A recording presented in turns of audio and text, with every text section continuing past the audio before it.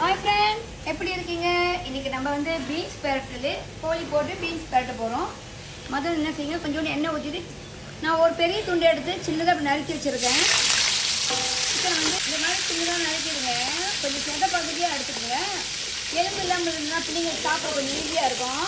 இந்த மாதிரி எண்ணெயில் போட்டு நல்லா வதக்கிடுங்க. அதுக்கப்புறம் பார்த்தீங்கன்னா நான் வந்து 10 பூண்டு எடுத்து இடிச்சு வச்சுருக்கிறேன். 10 பூண்டு இது மாதிரி இடிச்சுக்குங்க. ஃப்ரெண்ட், பூண்டு நல்லா வதங்கிருச்சு, சிக்கனும் நல்லா வதங்கிருச்சு.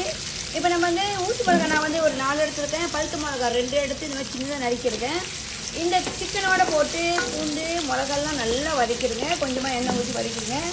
அதுக்கப்புறம் இப்போ நம்ம என்ன போட போகிறோன்னா பாருங்கள். ஓகே, நம்ம என்ன போட போகிறோன்னா முட்டை.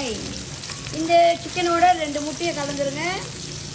கலந்து நல்லா கிண்டிடுங்க. நல்லா தேவை இந்த மாதிரி வேக வச்சுருங்க. அப்புறம் நல்லா வேகணும். கிராண்ட் பீன்ஸ் நல்லா அலசிட்டு நார் எடுத்துட்டு இந்த மாதிரி நீட்டாக வெட்டிக்கிங்க. இந்த மாதிரி வெட்டிட்டு இந்த முட்டையோடு போட்டு கிளறுங்க கிண்டணும். அப்புறம் பீன்ஸ் வந்து நம்ம இப்படி வெட்டியிருக்கோம். அதுக்கப்புறம் என்ன போட போகிறோம் பார்த்தீங்கன்னா, முக்கியமான ஒரு விஷயம், பட்டை மிளகாய் தூள். இந்த கரண்டியில் ஒரு கரண்டி மட்டும் போட்டுக்கணும். போட்டு இந்த எண்ணெயோட கிண்டுங்க.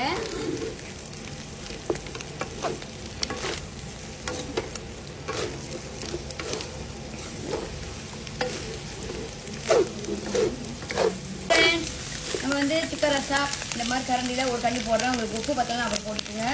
நீங்கள் உப்பு அப்படி சிக்கன் ரசா இல்லைன்னா உப்பு போட்டுக்கலாம். ஒரு கரண்டி உப்பு போட்டுக்கோங்க. அதுக்கப்புறம் கொஞ்சோண்டு ஒரு சின்ன பாலில் நான் கொஞ்சம் தண்ணி ஊற்றுறேன். கொஞ்சமாக ஊற்றிக்கோங்க, ரொம்ப ஊற்றுங்க நல்லா இருக்காது, ருசி இருக்காது.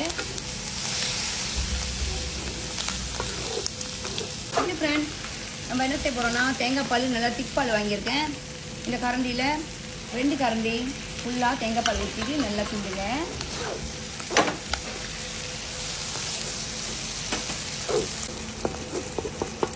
ஓகே ஃப்ரெண்ட், பார்த்தீங்கன்னா பீன்ஸ் பெரட்டல் ரெடி. நல்லா ருசியாக இருக்கும். நீங்கள் ட்ரை பண்ணி பாருங்கள். கொஞ்சம் தேங்காய் பால் ஊற்றுறதுனால ரொம்ப ருசியாக இருக்குது. பீன்ஸ் நல்லா வெந்துருச்சு. நன்றி. ரெஸ்டாரண்ட் இப்போ தீபாவளிக்கு சமைச்சு கொடுங்க பிள்ளைங்களுக்கு எல்லாருக்கும். நன்றி.